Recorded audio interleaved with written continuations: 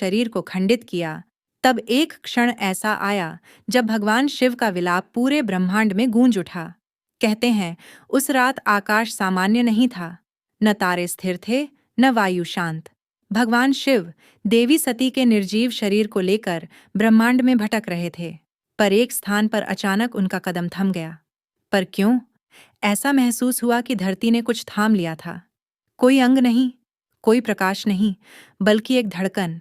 झारखंड की उस भूमि पर जहां आज वैद्यनाथ धाम है, कहा जाता है देवी सती का हृदय गिरा, और उसी क्षण वहां की मिट्टी ने एक स्पंदन संभाल लिया। लोगों ने एक अनकहा कंपन महसूस किया, मानो किसी का अधूरा प्रेम पृथ्वी में समा गया हो। रात के समय वैद्यनाथ धाम में एक विचित्र शांति उतरती है। श्रद्धालु कहते हैं, अगर आप गहरे मौन में खड़े हों तो मंदिर की दीवारों से आती एक सूक्ष्म स्पंदन ध्वनि महसूस होती है। कोई घंटा नहीं बजता, कोई मंत्र नहीं गूंजता, पर ऐसा लगता है जैसे कोई अदृश्य हृदय धड़क रहा हो। पर रहस्य यहीं समाप्त नहीं होता। वर्षों बाद रावण आया। तपस्या, अहंकार, शक्ति, सब साथ लेकर उसने कठोर तप कर भगवान शिव को प्रसन्न किया और उन्हें लंका ले जाने का संकल्प लिया था। शिवजी ने शर्त रखी, मार्ग में कहीं रखा तो मैं वहीं स्थिर हो जाऊंगा।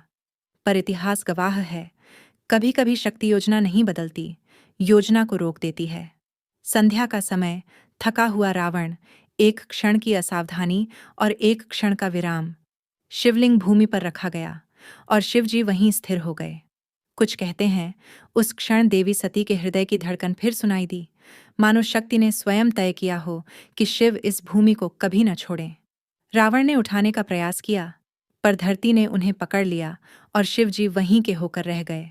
शास्त्रों में कहा गया, हृदये सर्वभूतानां देवी तिष्ठसि नित्यशः, अर्थात हे देवी, आप समस्त प्राणियों के हृदय में नित्य निवास करती हैं।